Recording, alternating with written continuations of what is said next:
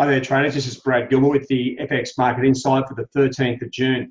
Now, Tuesday's major geopolitical event, the meeting between Trump and Kim Jong-un, has come and gone. Okay, there was potential blow-ups there, but everything sort of seemed to be quite harmonious at this stage. Now, there is still simmering G7 sentiment, negative sentiment from the G7. That will come back to into play at some stage. But now the markets, as we get closer towards the Fed meeting and the UK CPI, we'll start to see a few sort of probably clearer moves. At this stage, though, I was sort of mentioning yesterday, you're going to get a little bit of wild price action. If you have a look at the charts, and I haven't updated them at this stage, just want to give you a good look of where the levels were and what's been happening. Dollar yen, it broke higher on sort of Friday and sort of just sat there on Monday and has been trading sideways with not too much going on. Now, euro up and down, still pretty much back to where it was. Same with sterling. Aussie's still sort of grinding sideways with a little bit of a bearish tone, and same for the Kiwi, pretty erratic trading. So, you know, it hasn't been simple or easy, and that's primarily because of these geopolitical events, right? But now we are starting to see a little bit clearer markets, and the opportunities from here will get a little bit better. Now, if I just come over to the MyFX Trading Hub page, in 7 hours, 53 minutes, just under 8 hours, we've got the UK CPI numbers, and that's going to be a huge number for, obviously, for the UK. There were some anomalies around, funnily enough, around the UK airfares around Easter as being a big distortion for a lower inflation number, although at the same time, higher oil prices did sort of give it a bit of a boost. So that's going to be interesting to see how the UK CPI comes out. The federal funds rate and statement and the press conference are the two major events today. Right, they're going to be huge and they're going to dominate the markets. But one of the key things that I wanted to highlight was just the fact that these geopolitical issues are calming, right, which is a great thing as we come into the UK CPI and the Fed funds. Now, with the Fed, there's no change. I don't think there's any change in rates expected.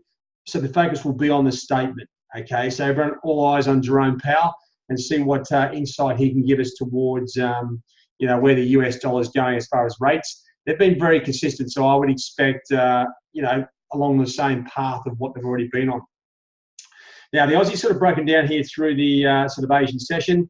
Now, with the other charts, simply just modifying your, and that's actually broken down since probably the start of the Asian session. So you want to identify where the currencies are, what the bankers, when they get into work each day, they adjust their trend lines to the recent highs and lows, and that gives them the parameters for the day's trading, right? And that's what you need to be sort of getting involved in.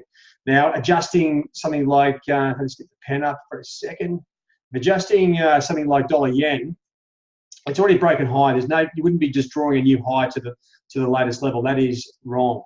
Okay, what you want to identify is where that support line is. It's back towards the cloud. It's the previous resistance line, and that's, you know, and that's the thing. You see, you got a little bit of a drift lower here in Aussie, in Kiwi as well. Let me just fix up that Kiwi for a second. That should be a little bit lower. And as you can see, they're still sort of grinding through these levels. So as we come towards the Fed, now the Fed is the epicenter of all market activity. So I don't really expect a lot of these currencies to really start flying around, like euro.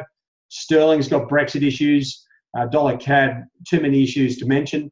But the real moves will come potentially from the UK CPI, obviously for sterling and sterling crosses, and then also the Fed for all the major pairs. Okay, now just, you know, what's causing all this trouble? Well, it's basically, if we come back to the sort of the major news page here, you're looking at all the geopolitical events coming on. So dollar rallies ahead of Fed. Now, the media will just talk about anything. Sterling whipsaws on Brexit. Stock steady after Trump-Kim Jong summit. And that's sort of where we are. UK PM, May wins Parliament vote on Brexit. And there's a lot of different things simmering. And don't forget, none of the news wires have really come back to see what the European, the Canadians, Mexicans, and everyone else is going to do about the US trade tariffs, right? That hasn't come up yet. That'll probably come up after the Fed, once the media outlets have had a go with that. So that's where we are with the major events. Now, if I just come back across, so you're looking forward, right? you're looking forward to what's generally coming out. And this is where the major focus for traders changes as we go forward. Now, we do have some Spanish numbers there coming out, some CPI numbers, and that's all well and good. Maybe if you start to see some huge variance in the Spanish numbers, then that can sort of come into play. But really, the UK session, you've got the inflation data here, the retail price index, but it's the CPI that the market's going to be looking at very closely, and that will give us a good indication of whether those last month's numbers of the UK, which were all terrible, whether they were just an anomaly and a random event, or if actually the wheels have really fallen off the UK economy. I expect it to bounce to at least 2.5%, but to really get a strong move, you need it above 2.5% to get a real strong move to the top side. And then don't forget, behind all of this, we still have the Fed, right? So the Fed is the major play today. Keep an eye on the as you go through that North American session, the end of the European session. Keep an eye on those employment, industrial production numbers out of the Eurozone. They could really, what I want to try and say is that they don't, just because these are highlighted even by Reuters or some of the other news services, low impacting, at different times, the different economic conditions and geopolitical situations make this data a little bit lively. So I would say if there's really weakness in these numbers, well, then that sets us up for the opportunity with the Fed. We get a strong talk by Powell, the Fed chair, and these weak numbers, then you start to see a real clear direction on euro, either down or vice versa. With all those numbers, you could see it up. And that's pretty much where we are at this stage. It's all set up for the Fed. Obviously, the UK CPI could give us a bit of a clear run to get started.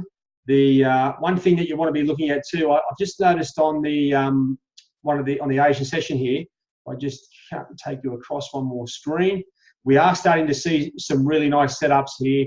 The yen crosses have really calmed down. So I think you'll start to see some really good opportunities here. You get the cloud and the trend lines all starting to form here on pretty much on the downside.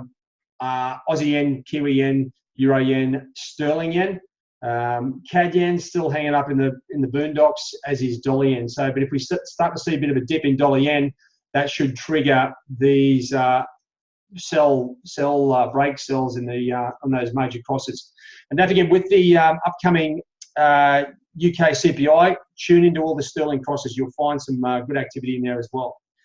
All right, guys, that's pretty much a wrap from me. Plenty to look at. If you have any questions, jump into the trade zone there. You can get a bit of a run through from our traders or ask the team a question itself. All right, guys, have a good one. We'll see you in the trade zone. Cheerio.